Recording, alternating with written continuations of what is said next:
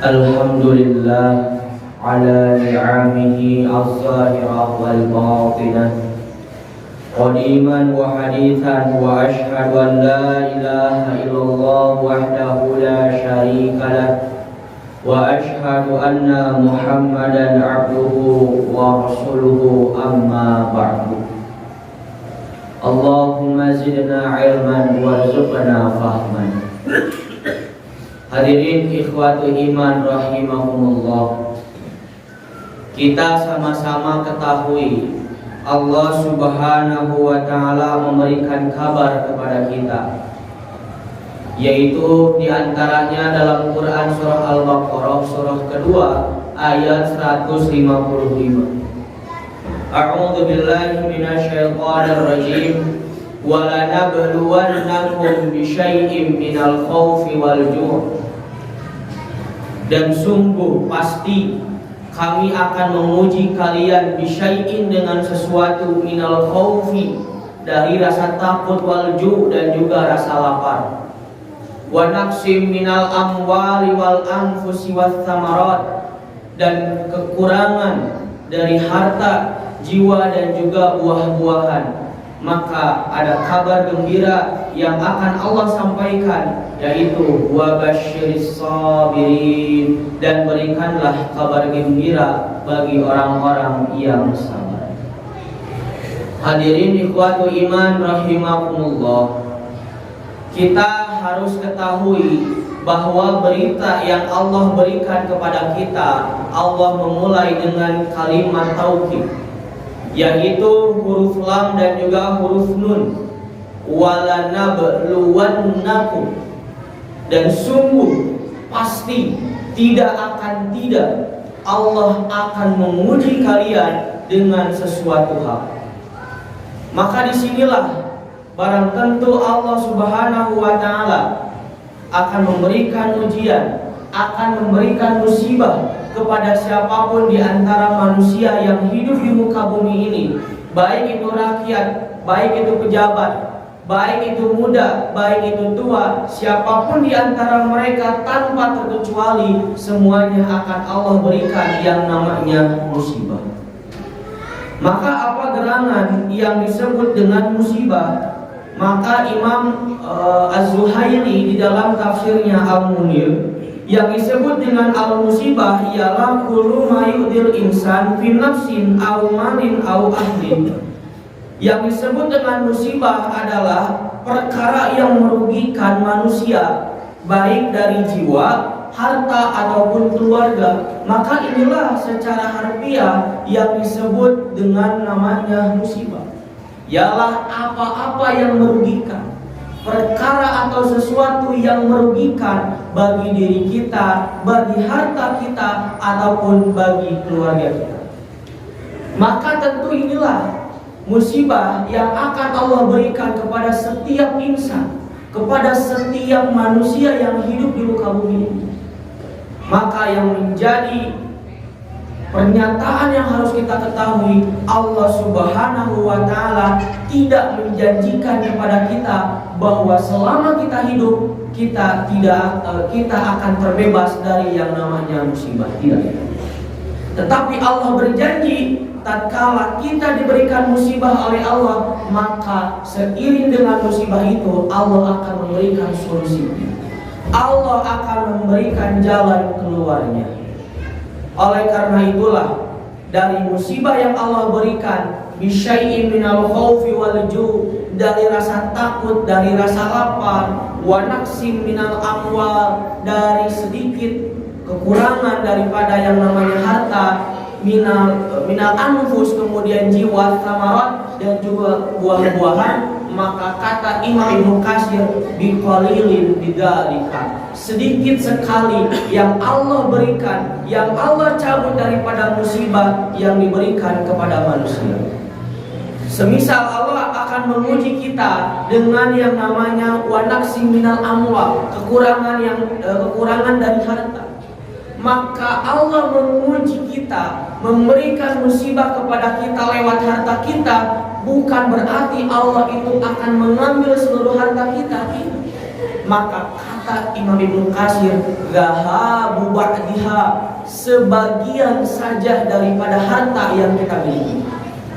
Semisal kita memiliki harta 100.000, maka 1.000 lah yang akan Allah ambil sebagai musibah.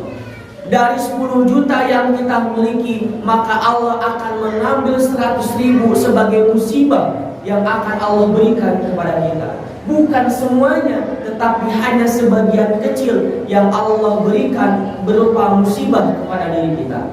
Maka sekali lagi, yang harus kita ketahui, musibah yang Allah berikan hanyalah sebagian kecil dari apa yang pernah kita rasakan di muka bumi ini. Maka lebih daripada itu, kaidah yang Allah Subhanahu wa taala berikan, la yukallifullahu nafsan illa wus'aha. Allah tidak akan mungkin membebani manusia melainkan sesuai dengan kesanggupannya. Maka mustahil ketika Allah memberikan musibah kepada kita, kita tidak sanggup untuk memikulnya, kita tidak sanggup untuk mengembalinya. Maka tatkala Allah memberikan musibah kepada kita, Allah percaya kepada kita bahwa bukan orang lain yang sanggup untuk mengemban musibah ini, hanyalah diri kita yang Allah percayai untuk mengemban musibah ini. Oleh karena itulah kita bertanya-tanya, kenapa Allah memberikan musibah kepada kita? Apakah Allah itu tidak senang kepada kita? Apakah Allah itu tidak suka kepada kita? Apakah Allah itu marah kepada kita sehingga Allah itu memberikan musibah kepada kita? Maka ternyata itu ada jawabannya di dalam Quran surah Asy-Syura surah ke-42 ayat 30. Wa ma asabakum min musibatin fabima kasabat aydikum. Tidaklah musibah yang Allah berikan kepada kalian fabima kasabat aydikum, melainkan karena ulah tangan-tangan kalian. Maka di sini Imam Ibnu Katsir di dalam kitab tafsirnya menerangkan yang disebut fabima aidikum, fabima kasabat aidikum, disebabkan dari ulah tangan-tangan kalian, artinya disebabkan dosa-dosa yang pernah dilakukan pada sejak dahulu dan masa sekarang. Maka tatkala manusia itu Allah berikan yang namanya musibah, berarti sudah ada kerenggangan jarak antara Allah Subhanahu wa taala dengan hamba. Maka sesuatu yang menyebabkan manusia itu renggang jarak antara Allah Subhanahu wa taala dengan hamba, tiada lain tiada bukan disebabkan dosa maksiat yang sudah dilakukan oleh dirinya. Maka manakala dirinya melakukan maksiat, melakukan perbuatan dosa, maka ada kerenggangan jarak antara dirinya dengan Allah Subhanahu wa taala. Maka diberikannya musibah bukan berarti Allah itu tidak suka. Allah memberikan musibah bukan berarti Allah itu tidak senang dengan kita. Justru musibah yang Allah berikan kepada kita merupakan kasih sayang Allah Subhanahu wa taala. Apa maksudnya? Allah ingin mendekatkan kembali hubungan yang sudah jauh antara hamba dengan Allah Subhanahu wa taala dengan musibah. Karena biasanya dengan musibah, seorang manusia yang sudah terlampau jauh dari Allah Subhanahu wa taala, Allah berikan musibah, maka dia semoga akan sadar akan kejauhan dirinya dengan Allah Subhanahu wa taala. Sehingga dengan musibah itu dia akan kembali kepada Allah Subhanahu wa taala. Dia akan mengingat kembali kepada Allah Subhanahu wa taala. Maka kapan terakhir kali kita menangis di hadapan Allah Subhanahu wa taala? Kapan kita bersujud ruku dengan tumaninah dalam sepertiga malam, kalau bukan saat kita mendapatkan musibah? Maka dalam posisi musibah inilah Allah itu sayang kepada kita. Ternyata Allah memberikan musibah kepada kita karena ternyata Allah itu rindu kepada kita. Apa? Allah rindu mendengar tangisan kita dalam sujud dalam ruku. Allah rindu mendengar jeritan payah dari kita. Allah rindu dengan suara harapan-harapan yang kita langitkan ke Allah Subhanahu wa taala. Maka di sini ternyata bentuk musibah yang Allah berikan kepada kita bukan tanda murka Allah Subhanahu wa taala, tetapi itu adalah tanda kasih sayang Allah Subhanahu wa taala yang diberikan kepada kita selaku hamba-Nya. Maka dari itu kita selaku hamba hendaknya mengetahui bahasa cinta Allah Subhanahu wa taala. Ternyata bahasa cinta Allah Subhanahu wa taala diantaranya ialah Allah memberikan musibah kepada kita. Apa? Yaitu bisyai'in minal khaufi wal ju' wa naqsin minal amwali wal anfusi wat thamarat. Dan ternyata musibah yang Allah berikan kepada manusia itu tidaklah yang besar, tidaklah sesuatu yang menjadi dirinya tidak sanggup untuk memikulnya, tidak. Tetapi Allah akan memberikan musibah kepada dirinya sesuai dengan kemampuannya. Bahkan kata Imam Ibnu Katsir, sedikit dari apa yang kita miliki. Semisal tadi harta, maka sedikit harta yang kita miliki. Kemudian jiwa, diantaranya kata Imam Ibnu Katsir adalah ditinggalkan atau meninggalnya orang-orang yang kita cintai. Wa thamarat ialah dengan gagal panen. Oleh karena itulah, ini bentuk-bentuk di antara musibah yang Allah berikan kepada kita. Salah satu di antara maqasid atau maksud dari Allah Subhanahu wa taala memberikan musibah yang harus kita sadari adalah Allah ingin mendekatkan kembali hubungan yang sudah jauh antara hamba dengan Allah Subhanahu wa taala. Barakallahu fiikum. Hamdan katsiran thayyiban mubarakan fi kama yuhibbu rabbuna wa yarda. Asyhadu an la ilaha illallah wa asyhadu anna Muhammadan abduhu wa rasuluhu, amma ba'du. Hadirin ikhwatul iman rahimakumullah. Sekarang pertanyaannya, jika kita mendapatkan musibah, apa yang harus kita lakukan? Maka di sana Allah Subhanahu wa taala memberikan kabar kepada kita, wa basyiris sabirin, dan berilah kabar gembira bagi orang-orang yang sabar. Sebenarnya apa yang disebut dengan sabar? Maka Imam Ar-Raghib Al-Asfahani di dalam kitabnya Al-Mufradat fi Gharibil Quran, yang disebut dengan as-sabru, yang disebut dengan sabar adalah al-imsaku fi dhaiqin, menahan diri tatkala kondisi sempit. Maka tatkala kita mendapatkan musibah, maka kita itu dalam keadaan sempit. Maka dalam kondisi sempit itu ternyata ada banyak godaan-godaan setan.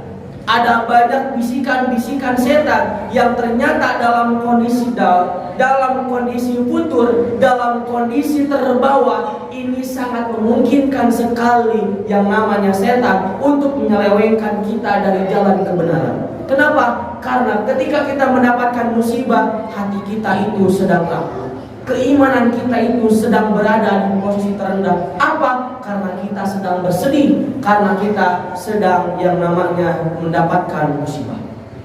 Oleh karena itulah, ketika kita sedang berada dalam kondisi sempit, dalam kondisi mendapatkan musibah, maka hendaknya kita as-sabru, menahan diri dari godaan hawa nafsu.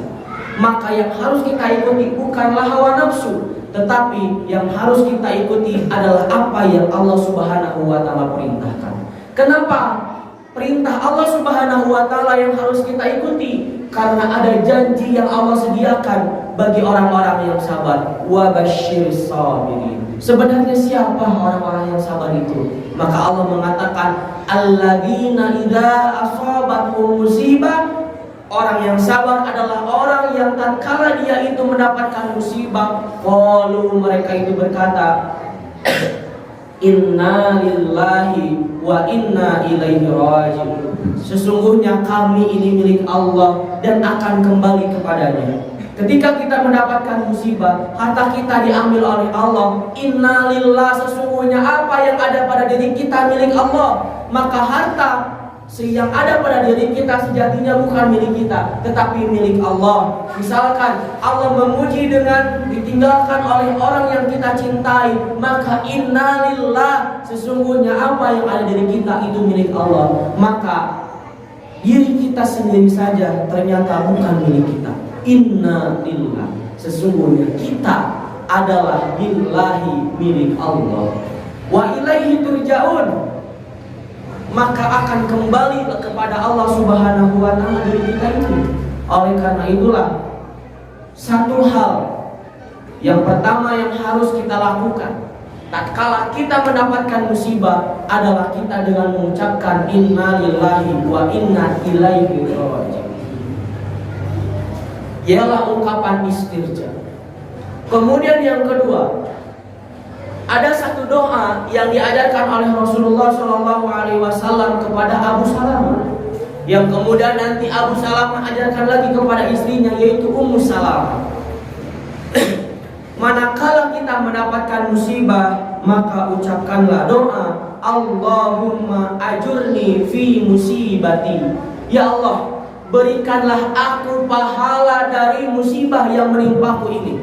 Wa akhlif li khairan minha, dan berilah ganti yang lebih baik daripadanya. Inilah doa yang diajarkan oleh Rasulullah SAW kepada kita manakala kita mendapatkan musibah. Allahumma ajurni fi musibati. Ya Allah, berikanlah aku pahala dari musibah yang menimpaku ini. Jangan sampai musibah yang Allah berikan kepada kita tidak bernilai pahala di sisi Allah Subhanahu wa taala. Bahasa Sunda nama capek gawe teka pake.